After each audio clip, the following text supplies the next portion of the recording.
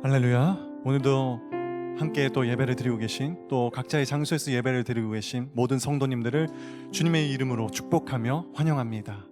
이 시간 다 함께 주님 앞에 찬양함으로써 나아가시겠습니다.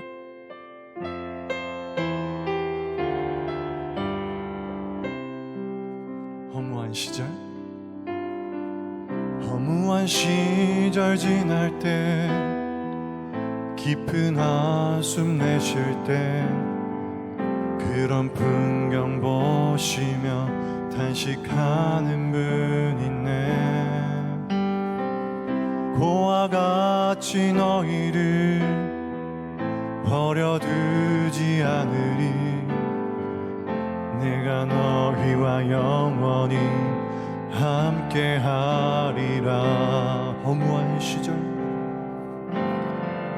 허무한 시절 지날 때, 깊은 한숨 내쉴 때, 그런 풍경 보시며 탄식하는 분 있네.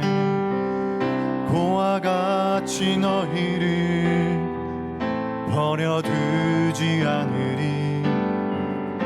내가 너희와 영원히 함께하리라. 성령이 오셨네. 성령이 오셨네. 성령이 오셨네. 내 주에 보내신 성령이 오셨네. 우리 인생 가운데 친히 찾아오셔서 그 나라 꿈꾸게 하시네. 억눌린 자 갇힌 자, 자유함이 없는 자, 피난처가 되시는 성령님 계시. 주의 영이 계신 곳에 잠자유가 있다네. 진리의 영이신 성령이 오셨네. 성령이 오셨네. 성령이 오셨네. 성령이 오셨네. 내 주에 보내신 성령이 오셨네. 우리 인생 가운데 친히 찾아오셔서 그 나라 꿈꾸게 하시네. 성령이 오셨네. 성령이 오셨네. 성령이 오셨네. 내 주에 보내신 성령이 오셨네. 우리 인생 가운데 친히 찾아오셔서 그 나라 꿈꾸게 하시네. 성령이 오셨네. 성령이 오셨네. 성령이 오셨네. 내 주에 보내신 성령이 오셨네. 우리 인생 가운데 친히 찾아오셔서 그 나라 꿈꾸게 하시네. 광야의 길을 만드시고 사막의 강을 만드시고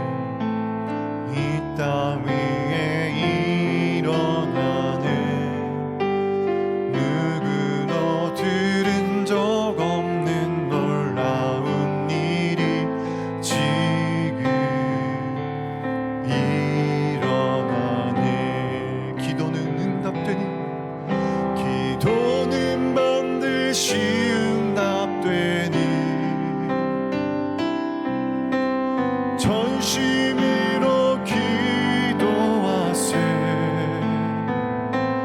주가 베푸시니 그일을 세상에 전하세. 광야의 길을 만드시고 사막의 강을 만드시는 새롭고도 놀라운 일이 지금 이 땅에 일어나네. 누구도 본 적이 없는 새로운 일이 지금 이 땅 위에 일어나. 누구도 들은 적 없는 놀라운 일 지금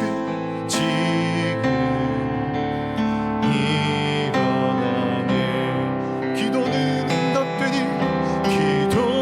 반드시 응답되니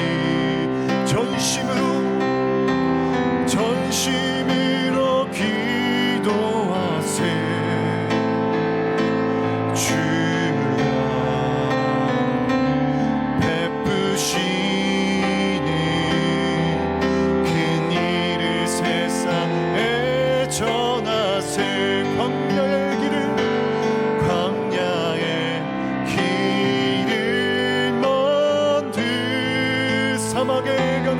사막의 강을 만드시는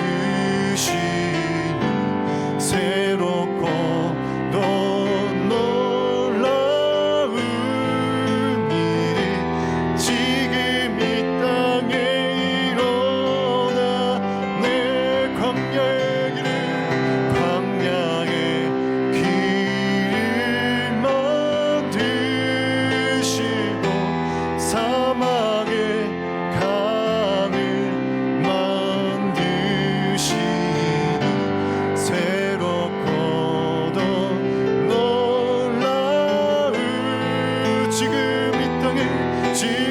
이 땅에 일어나네. 광야의 길을 만드시고 사막의 강을 만드시는 새롭고 또 놀라운 일이 지금 이 땅에 일어나. 새롭고도 놀라운 일이 지금 이 땅에 일어나네.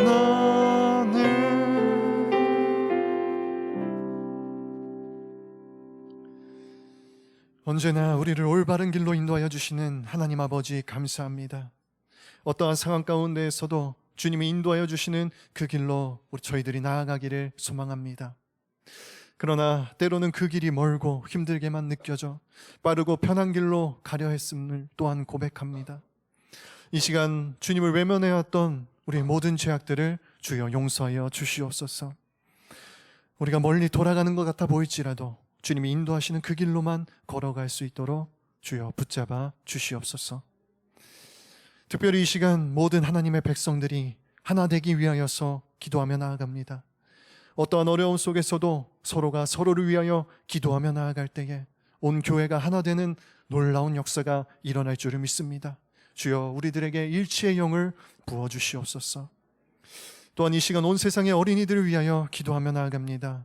주님, 어른들이 감당하기에도 힘든 이 어려운 코로나의 시대를 살아가고 있는 모든 어린이들에게 힘을 더하여 주시옵소서. 그 옛날 광야를 지나 가나안으로 들어갔던 이스라엘의 다음 세대들과 같이 이 광야의 시대를 지나가고 있는 모든 주님의 자녀들이 주님의 놀라운 축복을 누리게 하여 주시옵소서. 그리하여 이 땅에 하나님의 승리를 선포하며 하나님의 나라가 확장되어가는 놀라운 역사가 일어날 수 있도록 주여 인도하여 주시옵소서. 주님의 부르신 가운데에 이제 예배의 자리로 나아갑니다. 오늘 선포되어지는 말씀 가운데에 성령의 충만한 기름 부으심을 허락하여 주시옵시고 말씀을 듣는 우리 한 사람 한 사람이 서로를 섬기는 자들이 되게 하여 주시옵소서. 이 모든 말씀 우리 주 예수 그리스도의 이름으로 기도드렸습니다. 아멘.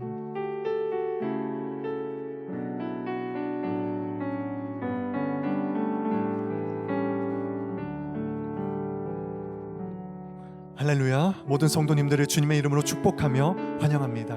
이 시간 함께 화면을 보면서 축복하며 나아가도록 하겠습니다. 평화 평화 하나님의 평강이 당신의 삶에 넘쳐나기를.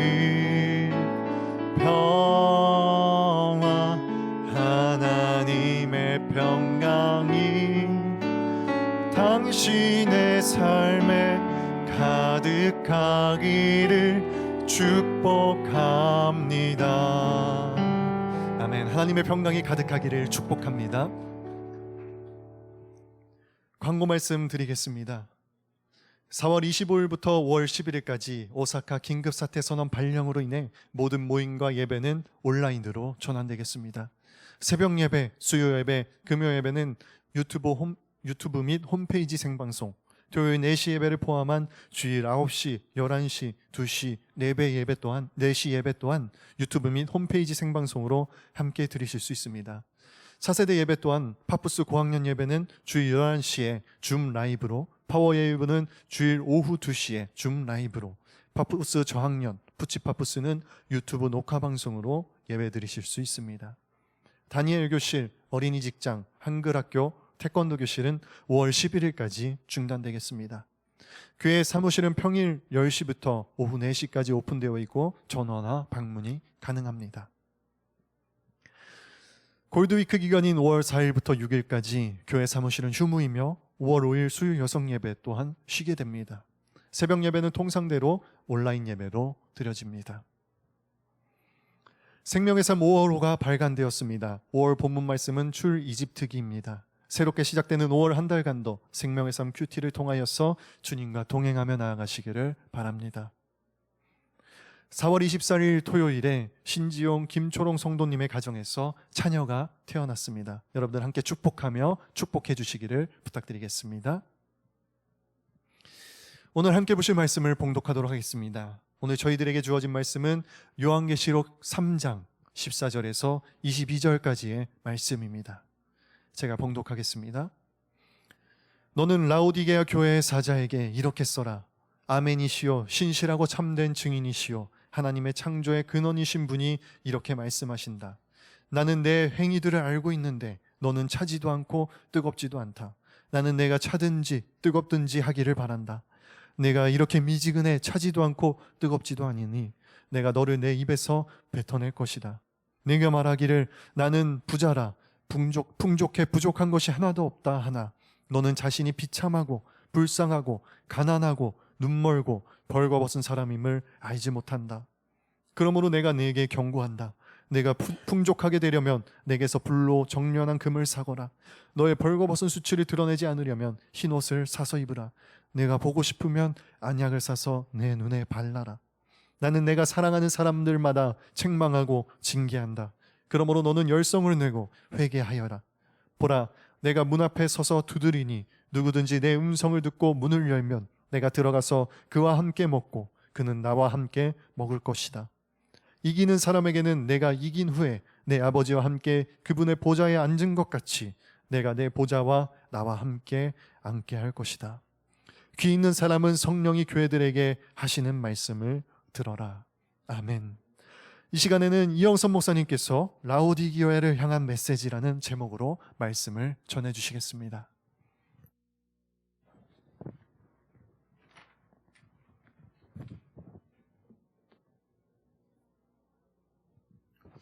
예, 5월 생명의 삶 여러분 기억하시고 평일날도 교회가 열려 있으니까 오셔서 구입해 주시기 바랍니다. 사람에게는 누구나 자존심이 있습니다. 자존심이란 영어로 프라이드라고 하죠. 사전적인 의미는 남한테 굽히기 싫기 때문에 나를 높이는 마음이라고 합니다. 그래서 항상 남이라는 타인이 들어가게 돼 있어요. 그래서 타인의 외모나 실력이나 재력이나 인기나 이런 것과 나를 이렇게 항상 비교하게 되고, 자존심이 높으면 항상 그 남을 비교하고 이렇게 그렇게 하기가 쉽습니다. 그래서 자존심이 강하면 있는 나의 모습이 드러나는 것을 좀 이렇게 두려워할 수가 있죠. 그런데 자존심하고 비슷한 게 또 한 가지가 있습니다. 그거는 자존감이라고 하죠. 비슷한데 다릅니다. 자존감은 영어로 셀프 에스팀이라고 해요. 그래서 스스로를 존중하는 것을 자존감이라고 합니다. 그래서 어떤 남하고 나를 비교하는 게 아니라 그냥 있는 그대로의 나의 가치를 이렇게 존중하고 스스로 그걸 인정하는 마음을 말하는 것이죠. 자존심은 항상 에너지를 소비합니다. 그런데 자존감은 에너지를 생산합니다. 그래서 자존심에 이렇게 항상 얽매여서 있으면 그것으로 인해서 좀 어딘가에 힘을 쓰게 되고, 그리고 지치지만 자존감이 있으면 그것이 나에게 힘을 주는 원천이 되는 것이죠. 그래서 영적인 면에서도 동일한 이야기를 할 수가 있습니다. 뒷부분에 이제 또 말씀드리겠지만, 오늘 라오디게아 교회에 주신 주님의 말씀의 포인트는 라오디게아 교회가 힘을 잃었다는 거예요. 라오디게아 교회가 힘을 잃었기 때문에 그게 오늘 주님이 주시는 말씀의 포인트라고 생각합니다. 그래서 우리도 인생을 살면서 힘을 잃고, 또 육신의 힘도 있지만 또 이런 심적인 마음의 힘을 잃을 때도 있고, 또 영적인 힘을 잃을 때도 있죠. 겨우 살아갈 때가 있습니다. 그러나 그런 분이 계시다면은 오늘 말씀이 여러분에게 큰 힘이 될 거라고 믿습니다. 그래서 많은 은혜와 또 축복이 있기를 축원하며 우리 14절의 말씀을 한번 보겠습니다. 너는 라오디게아 교회의 사자에게 이렇게 써라. 아멘이시오 신실하고 참된 증인이시오 하나님의 창조의 근원이신 분이 이렇게 말씀하신다.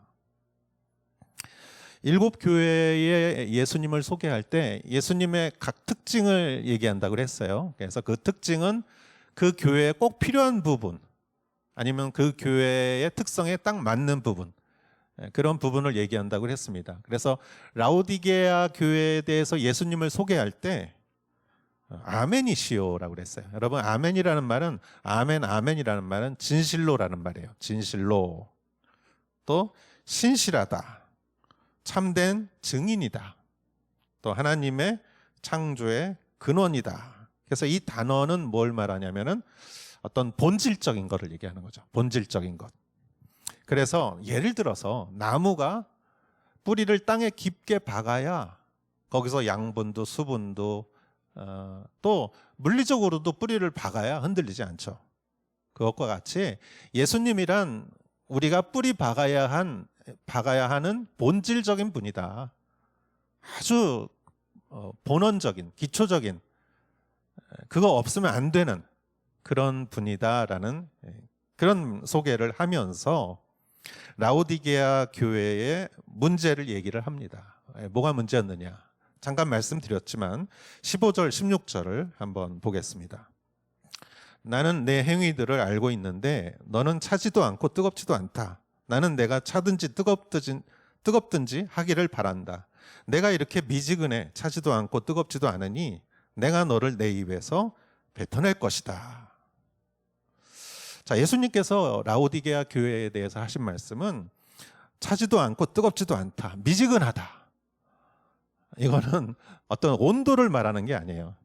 정말 뜨거운 음료수라든가 차가운 시원한 음료수라든가 이 표현을 했지만 결국은 예수님이 라오디게아 교회에다가 말씀하시는 내용은 극성을 말하는 거예요. 극성. 내가 차갑지도 않고 뜨겁지도 않으니 내 입에서 뱉어낼 것이다. 여러분, 극성이라는 말이 뭡니까? 아유, 극성스럽다. 그러면은 아주 그냥 너무 힘이 넘쳐서 너무 지나치게 넘치는 그런 걸 극성스럽다라고 하죠. 그런데 극성이라는 말의 뜻은 원래 그런 뜻이 아닙니다. 극성이라는 말은 플러스, 마이너스를 말하는 거죠. 그래서 플러스, 건전지도 보면 플러스가 있고 마이너스가 있죠. 그래서 극성이에요, 이게. 플러스 극, 마이너스 극. 그래서 영어로는 레디칼이라고 하죠. 레디칼. 건전지가 왜 여러분 힘이 있습니까? 파워. 그거는 극성이기 때문이에요. 한쪽은 플러스, 한쪽은 마이너스. 극성이 있으니까 그거를 한 몸에 가지고 있으니까 건전지가 파워가 있는 거죠. 그래서 우리도 마찬가지예요. 우리도 극성이 있어야 돼요. 정말 뜨겁든지 차갑든지, 예를 들어서 머리는 차갑고 가슴은 뜨겁고, 이런 극성이 있어야 힘이 나오는 건데, 라오디게아 교회는 미지근해서 어떤 힘이 없다는 거예요. 물도요, 여러분, 높은 곳에서 낮은 곳으로 떨어져야 힘이 있죠. 그냥 물이 고여 있으면 그게 힘이 있습니까? 그러니까 이 수력 발전도 높은 데서 낮은 곳으로 떨어질 때 수력 발전을 하는 거지, 고여 있는 물을 가지고 수력 발전을 하는 것은 아니죠. 힘이 있어야 합니다. 여러분, 우리가 힘이 너무 없을 때가 있죠. 너무 의욕이 없고 축 처지고 정말 밖에 나가서 사람들 만나기도 싫고 너무 두렵고 안 될 것 같고, 우리가 이런 육신의 힘도 그렇고 우리가 어떤 이 정신적인 힘도 그렇고 영적인 힘도 없을 때가 있어요. 이렇게 하나님을 만나는 것이 그렇게 반갑지 않고 오히려 두렵고 그럴 때가 있습니다. 그러면 어떻게 해야 하겠습니까? 왜 힘이 없어졌을까요? 오늘 성경 말씀은 왜 힘이 없어졌는지부터 얘기를 해주고 있습니다. 라오디게아 교회는 왜 힘을 잃었을까? 그래서 17절에 이렇게 말하고 있습니다. 내가 말하기를 나는 부자라 풍족해 부족한 것이 하나도 없다. 하나 너는 자신이 비참하고 불쌍하고 가난하고 눈멀고 벌거벗은 사람임을 알지 못한다. 이 17절이 라오디게아 교회를 진단하는 중요한 포인트가 되는 말씀입니다. 여러분, 라오디게아 교회는 사람들이 나는 부자고 풍족하고 부족한 것이 하나도 없다라고 말을 했지만, 예수님이 진짜 보시기에는 비참하고 불쌍하고 가난하고 눈멀고 벌거벗은 사람이다. 왜 이렇게 다릅니까? 자기가 보는 모습하고 예수님하고 보는 모습하고 왜 이렇게 차이가 나는 것이죠? 여러분, 이 얘기를 하기 위해서 제가 초반에 말씀드린 이 자존심에 대한 이야기를 좀 하겠습니다. 저도 자존심이 많은 사람이었어요. 지금도 많다고 생각합니다. 그런데 특히 남자는 자존심 덩어리입니다. 자존심에 죽고 자존심에 사는 게 남성이에요. 자존심은 항상 남이 이슈가 되는 거예요. 타인이. 남과 비교해서 나보다 좀 나아 보이는 사람, 나보다 좀 있어 보이고 좀 들어 보이고 좀 실력 있어 보이고 그러면 자존심이 발동을 하죠. 30년 전에 제가 일본에 유학을 왔습니다. 저는 북해도에서 이제 대학원을 들어갔는데, 제가 살 집을 이렇게 찾다가 교회가 세운 기숙사에 들어갔어요.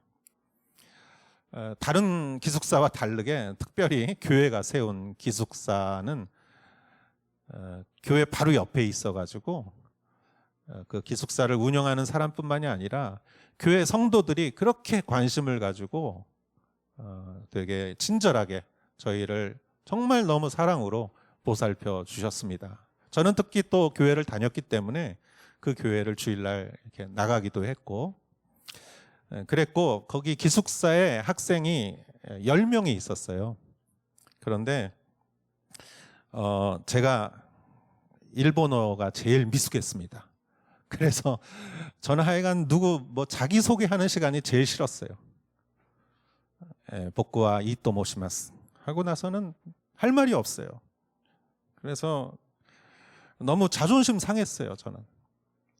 근데 사람은 심리학에 자기가 뭔가 이렇게 좀 꿀리면은 방어 기제라는 게 마음의 평형을 유지하기 위해서 방어 기제가 작용한대요. 그래서 저도 그런 일이 한 번 있었어요. 제가 일본에 유학 와서 처음으로 방학을 맞이해서 이제 한국으로 이렇게 잠깐 가는 그 얘기를 제가 교회에서 했더니 교회 성도님 대표 한 분이 예배 시간에 광고를 해주시고 예배가 끝나고 나서 몇몇 분들이 이렇게 돈을 모으시더라고요. 그래서 그걸 봉투에 넣어서 저한테 주시더라고요. 이상 이거 가지고 가서 교통비로 쓰라고 주시더라고요. 그래서 일단 받았어요. 그리고 제 방에 와서 책상에다가 딱 놨어요. 그리고 며칠을 그 봉투를 계속 봤어요. 봉투를 보면서 볼 때마다 저는 자존심이 이렇게 저를 생각하게 했어요. 내가 일본어를 못하니까 사람들이 나를 불쌍하게 봐서 나한테 저렇게 돈까지 줬구나. 내가 저렇게 돈까지 받아야 하는 사람인가. 그러면서 책상에다 놓고 그거를 며칠을 보다가 다음날 주일날 가서 그대로 그 봉투를 저에게 주신 분에게 돌려드렸어요. 너무 감사하지만 제가 항상 이렇게 도움만 받고 너무 죄송해서 이것까지는 못 받겠습니다. 돌려드리겠습니다. 죄송합니다. 돌려드렸어요. 그랬더니 그분이 학교 선생님이셨는데 아주 점잖은 학교 선생님이셨는데 저한테 이렇게 얘기를 했어요. 이상은 에도 시대에 그 오베이 유럽으로 문물을 배우러 간 사무라이처럼 독립심이 강하군요. 그렇게 얘기하시더라고요. 그 말이 저에게는 훈장 같았어요. 이야, 그래. 내가 저 정도 돈은 나도 거절할 수 있어. 나도 거절할 수 있는 사람이야. 그러면서 저는 자존심을 한껏 올렸습니다. 그런데 사실 그거는 훈장이 아니라 껍데기였습니다. 나는 내 자존심은 그거를 훈장으로 여기고 껍데기를 걸치고 살도록 강요했습니다. 여러분, 우리는 그러한 무거운 껍데기를 걸치고 살아갑니다.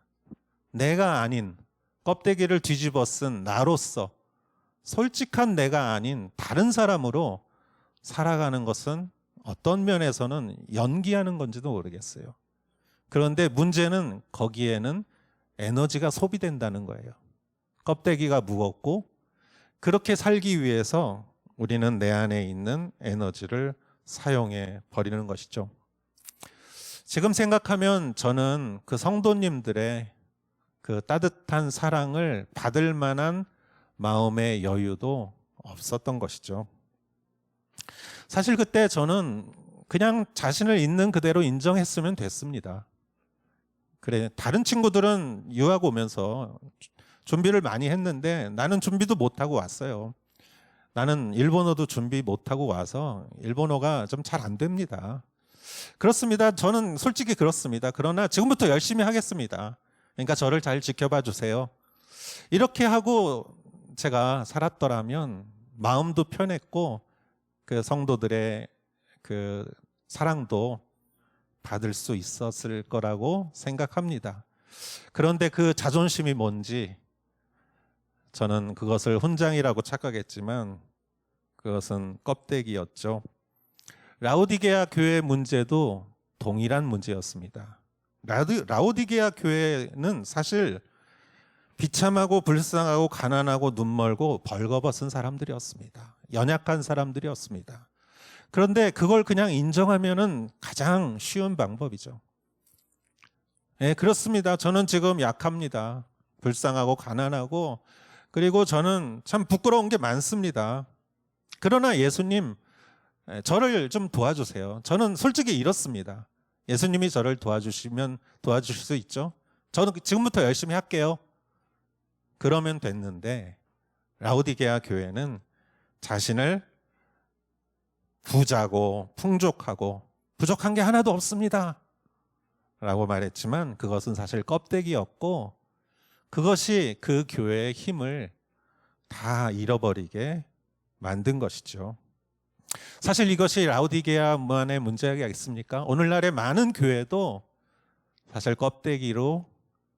껍데기라고만 말할 수는 없지만 본질을 갖지 않고 남아버린 어떤 형식과 조직과 직분과 전통은 사실 껍데기가 될 수 있는 것이죠. 그러면 그것이 우리의 힘을 빼는 것입니다. 여러분, 힘이 없어지면은 매력이 없어지고요. 매력이 없어지면은 가장 먼저 젊은 사람이 떠납니다. 왜냐하면 젊은 사람은 솔직하기 때문이죠. 여러분, 오늘날 얼마나 많은 교회가 젊은 사람들이 없는 교회가 되어버렸습니까? 왜냐하면 본질적이지 않은 것에 힘을 다 써버리고 힘이 없기 때문이죠. 하나님 나라에 대한 열정도 다 식어버렸고 예배나 봉사나 기도나 이런 중요한 것들이 다 의무적이고 형식적인 것이 되어버렸기 때문이죠. 라오디게아 교회가 바로 그러한 교회의 모습을 대표하는 것입니다. 그러나 예수님은 항상 미워서 책망하는 게 아니라 예수님은 사랑하기 때문에 책망하시죠. 예수님은 책망하시지만 길도 알려주십니다. 그러면 어떻게 라오디게아 교회가 힘을 얻을 수 있을까요? 18절에 이렇게 말하고 있습니다. 그러므로 내가 네게 경고한다. 내가 풍족하게 되려면 내게서 불로 정련한 금을 사거라. 너의 벌거벗은 수치를 드러내지 않으려면 흰옷을 사서 입어라. 내가 보고 싶으면 안약을 사서 내 눈에 발라라. 아멘. 라오디게아 교회는 어디서 힘을 얻습니까?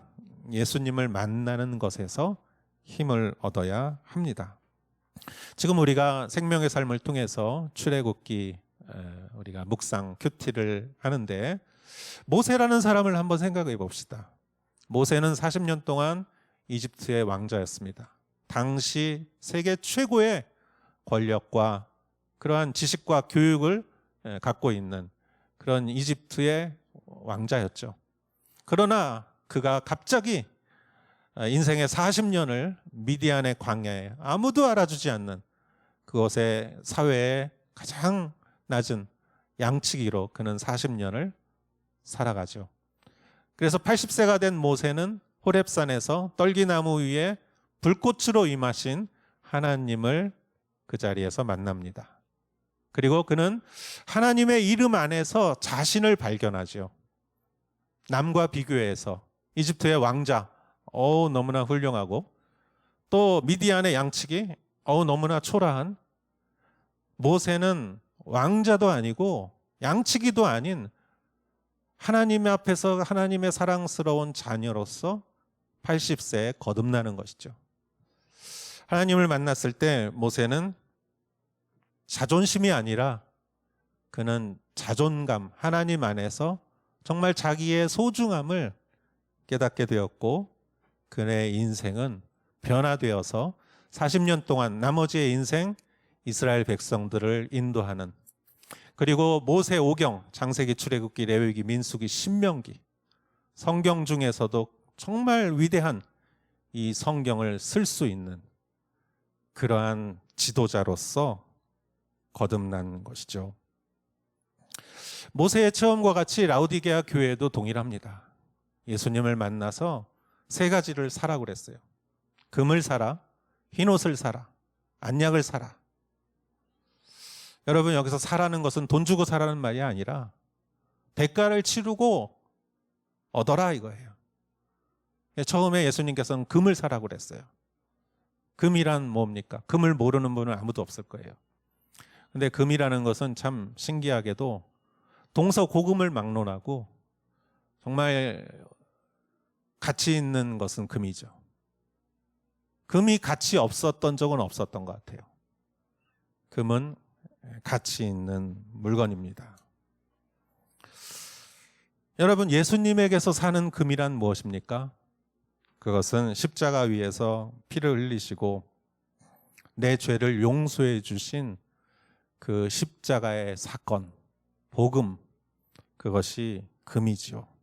왜냐하면 예수님은 내 생명을 위해서 내 죄를 대신해 예수님의 생명을 주셨기 때문에 십자가의 금이란 예수님의 가치이고 우리의 존재가 예수님의 생명만큼 가치 있다는 것을 우리가 예수님을 믿음으로써 그 가치를 우리는 얻을 수 있는 것이죠.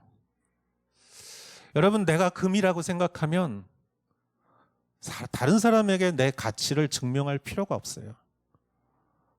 내가 갖고 있는 여러 가지를 통해서 내가 이만큼 가치 있는 사람이다라고 보여줄 필요가 없어요. 왜냐하면 보여주건 안 보여주건 내 가치는 변하는 게 아니기 때문에요.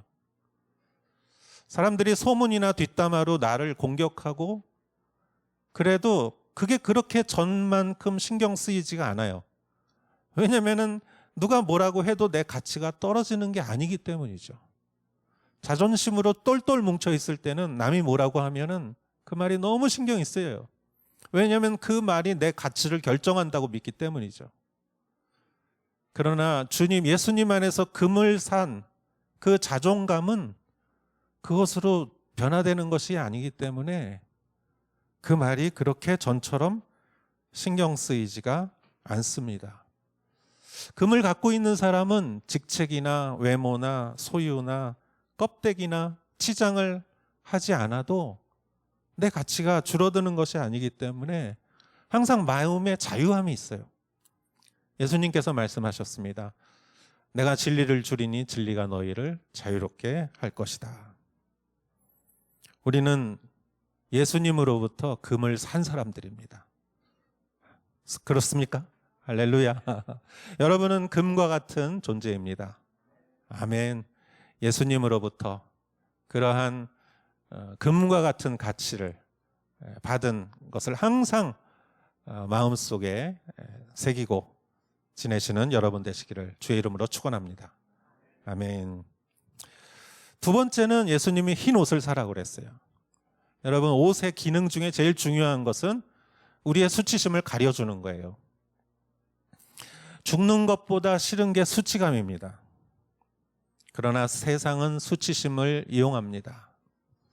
아이를 기르는 부모에게는 양육에 대한 수치심을 자극합니다. 당신은 지금 자녀 교육을 제대로 하고 있습니까? 제대로 하려면 이 참고서를 사야 합니다. 이 학교에 보내야 합니다. 이 옷을 입혀야 합니다. 이렇게 세상은 말하죠. 당신은 지금 외모가 사람들에게 보기에 당당합니까? 이 모델을 보십시오. 이 정도는 돼야 되지 않습니까? 이런 약을 드십시오. 이런 운동을 하십시오. 이런 코스를 가보십시오. 우리 사회는 이러한 수치를 자극하는 사회가 되어버렸고, 그리고 내 진짜 모습이 드러나면 나는 부끄러운 존재고 사람들한테 사랑받을 자격이 없다고 믿게 만들어버리는 그런 사회가 되어버렸습니다. 그래서 사람들은 나를 강하게 보이려고 갑옷을 입고 벽을 두르고 긴장하고 적당히 거리를 두고 진실로 사람을 대하기보단 처세술로 사람을 대하고 이렇게 살아가는, 그러나 그것이 사실은 얼마나 무거운 옷입니까? 여러분, 우리의 수치심을 정말로 가려주신 분은 예수님입니다. 죄로 인하여, 악으로 인하여 우리는 죽어야 할 그러한 죄인을 예수님께서 대신 우리의 십자가로 그 피로 우리를 흰옷을 입혀주시고, 세상이 아무리 우리를 정죄한다 할지라도 예수님께서는 그 십자가로 인하여 우리를 의롭다고 인정해 주셨어요. 우리는 용서받은 죄인이에요. 죄인이지만 용서받았습니다. 그래서 그것이 주님이 우리를 의롭게 하시는 흰 옷인 것이죠. 그래서 예수님을 우리가 믿을 때 이제까지는 내 안에 있는 컴플렉스나 약점 같은 게 참 나를 힘들게 했는데, 바울과 같은 사람은 내 약함이 오히려 하나님을 드러내고 내가 약할 때 하나님이 오히려 강하심이라, 그래서 나는 내 약함을 자랑하리라, 바울은 이렇게 말했죠. 왜냐하면 흰 옷을 입었기 때문이에요. 하용조 목사님은 항상 말씀하셨어요. 내가 이렇게 많은 일을 할 수 있는 거는 내가 병들었기 때문입니다. 내가 못하니까 다른 사람을 믿고 맡겨주니까 그 사람들이 너무 열심히 해주셔서 내가 이렇게 많이 일을 할 수 있는 것입니다. 이것은 흰 옷을 입은 사람만이 할 수 있는 것이죠. 여러분의 약함이 하나님의 강함이 될 줄 믿습니다. 하나님 주님이 주시는 흰 옷을 입고 그것을 항상 은혜로 받아들이시는 여러분 되시기를 주의 이름으로 축원합니다. 아멘. 세 번째는 우리가 힘을 얻기 위해서 안약을 사야 합니다. 여러분, 사람은 보는 것 같지만 보지 못하고, 안 보여야 될 거를 보고 보아야 될 거를 못 보는 게 많습니다. 그러나 예수님 안에서 자신의 가치를 발견한 사람은 세상을 보는 눈이 변화되는 것이죠. 지금까지 자존심으로 타인과 자기를 비교하고 체면이나 평판이나 이런 타인의 시선을 의식하며 살아갔던 사람이 정말 예수님에게 금을 받고 흰옷을 입고 내가 진정 있는 그대로 내가 가치 있는 존재라고 인정하면 세상과 나는 간대였고 구속한 주만 보이도다 라는 찬양이 있듯이 세상이 아름답게 보이기 시작합니다. 여러분, 세상이 아름답게 보이기 시작하면 바람이 보이기 시작하고 낙엽이 보이기 시작하고 봄이 보이기 시작하고 새 소리가 보이기 시작하고 이렇게 움트는 새싹들이 보이기 시작하는 것이죠. 또 제 옛날 얘기를 하나 하겠습니다. 학창 시절에 제가 굉장히 힘들고 마음이 이렇게 우울하고 그럴 때 뭐 친구들하고 같이 지내면 좋겠지만 그런데 친구들하고 헤어지면 또 허무하더라고요. 그래서 그날은 혼자 공원에 갔습니다. 혼자 공원에 가서 내 내면을 이렇게 생각해 보면서 자신의 내면에 있는 이런 마음과 생각을 쭉 생각하면서 기도하는 마음으로 그냥 이렇게 앉아 있었어요. 그 당시에 헤르만 헤세의 책을 많이 보면서 이렇게 기다리는 것을 좀 해야 되겠다라는 생각을 했어요. 누굴 기다린다는 것이 아니라 그냥 나 혼자만의 어떤 고독한 시간을 갖는 것을 그러면서 기도하면서 앉아 있는데 거기에 작은 개울이 있었어요. 아주 굉장히 얕고 좁은 개울이 내 눈앞에 흐르고 있었는데 이렇게 보니까 까만 점이 보이더라고요, 가운데. 그래서 가서 이렇게 보니까 개미예요, 개미. 근데 그 개미가 물에 떠내려가지 않으려고 그 바닥에 있는 조그만 그 돌을 잡고 그냥 꽉 잡고 이렇게 움직이고 있어요. 그게 내 눈에 보이더라고요. 그래서 제 마음속에 있던 무거운 짐이 그 순간에 한순간에 탁 날아간 것 같아요. 야, 개미도 저렇게 열심히 사는데 나도 이렇게 소중한 생명을 하나님께 받았는데 내가 지금 열심히 살아야 되겠다.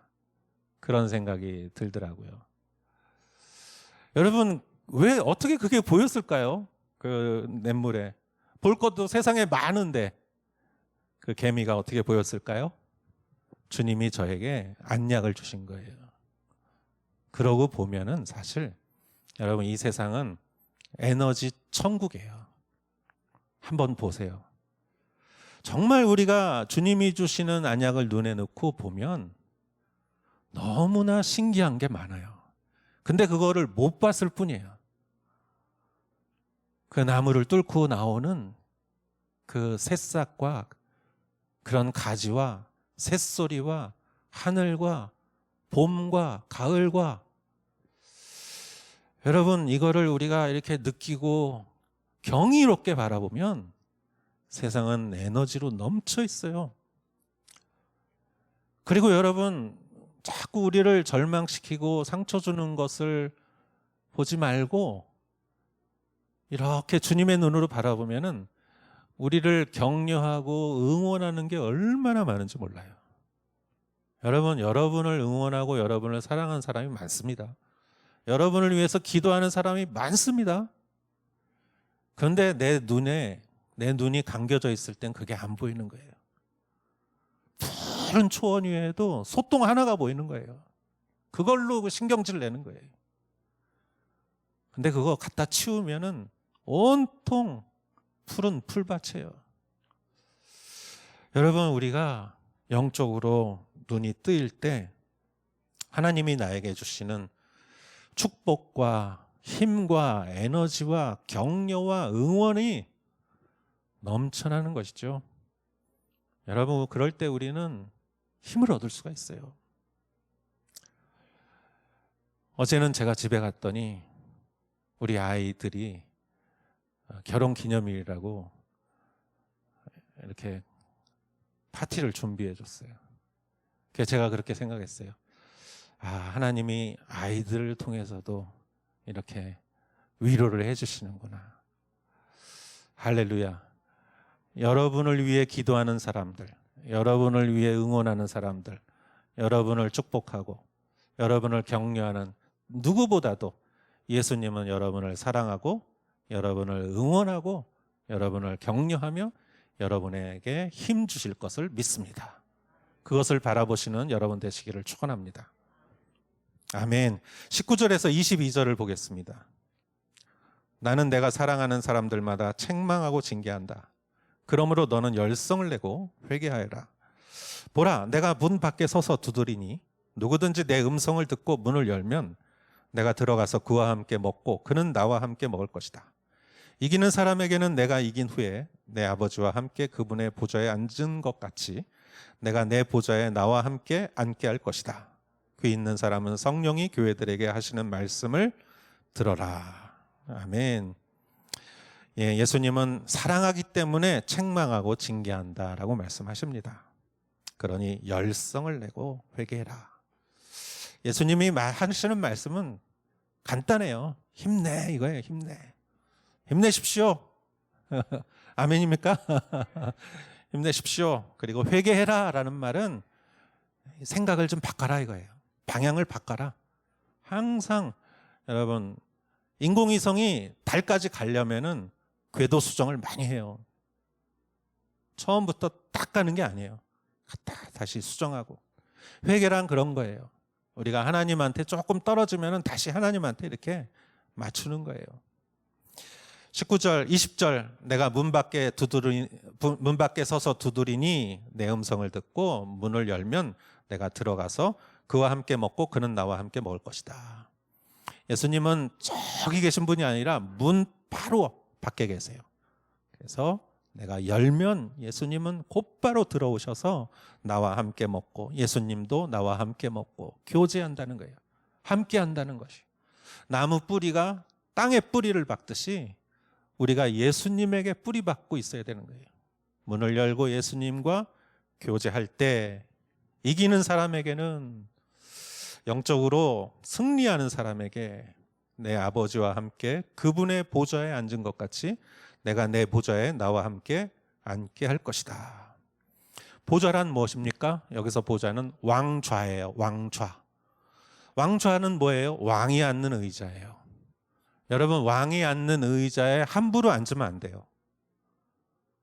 왜냐하면 그건 자기가 왕이라는 뜻이죠. 반역죄예요. 반역죄.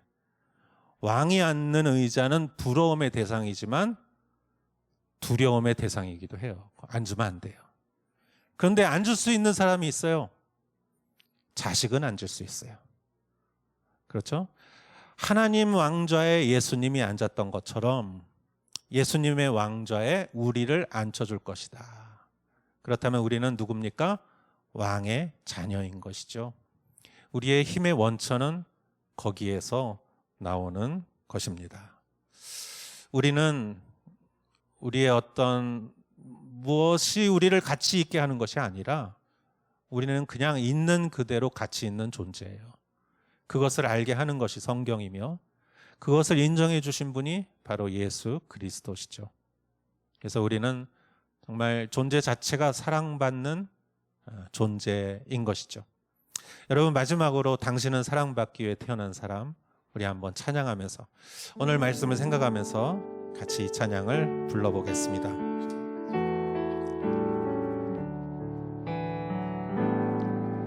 당신은 사랑받기 위해 태어난 사람, 당신의 삶 속에서 그 사랑받고 있지요.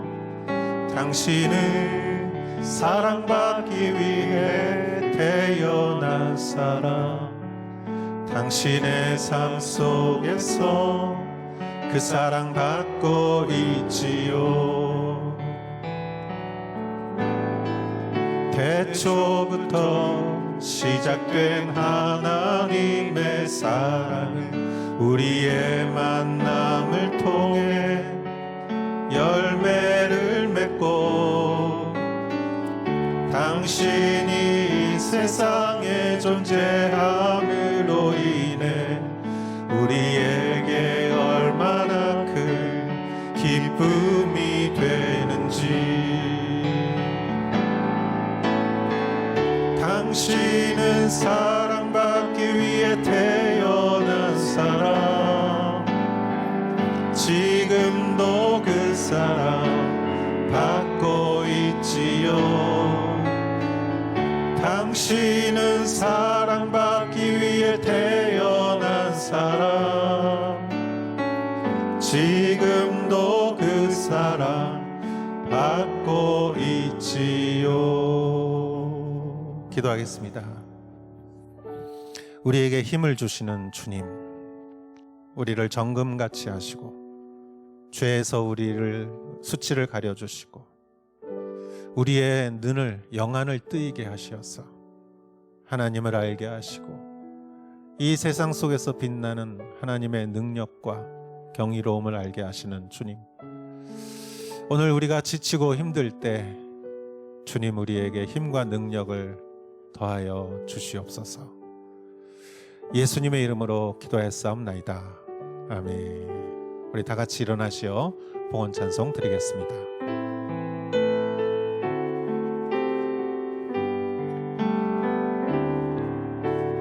힘으로 되지 않고 능력으로 되지 않는 오직 나의 영으로 인해, 힘으로 되지 않고 능력으로 되지 않는 오직 나의 영으로 인해,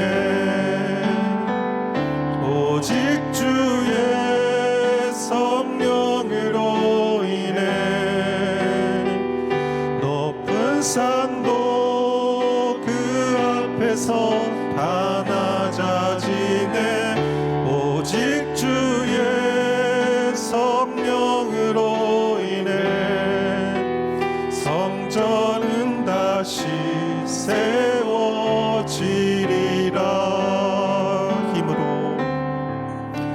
힘으로 되지 않고 능력으로 되지 않는 오직 나의 영으로 인해,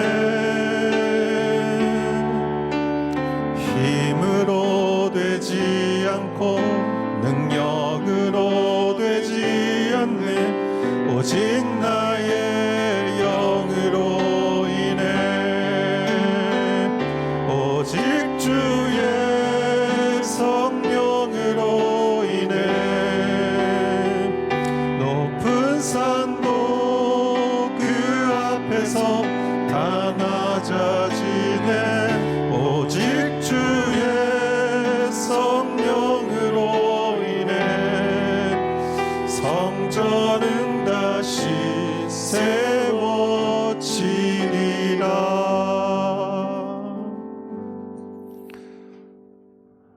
주님 감사드립니다. 주님께서 모든 영광을 받으시고 신령과 진정으로 예배드리는 예배자 위에 주시는 주님의 하늘의 신령한 축복이 모든 사람들에게 임하게 하옵소서. 우리가 주님 앞에 예물을 드립니다. 우리의 모든 마음을 담아 11조로 건축으로 선교로 감사로 주님께 예물을 올려드리오니 우리를 더 풍성하게 하시고 아버지 하나님 한 사람 한 사람 우리가 기도하는 모든 기도 위에 주님 응답하여 주실 것을 믿고 지금 어려운 가운데에서도 한 사람 한 사람을 풍족하게 하여 주시옵소서. 이제는 우리 주 예수 그리스도의 은혜와 하나님의 사랑과 성령의 인도하심이 여기 모여 예수 그리스도 안에서 금으로 흰옷으로 안양으로 힘을 얻고 그 힘으로 살아가는 사랑하는 성도님들 머리 위에 이제로부터 영원토록 함께 하실지어다. 아멘.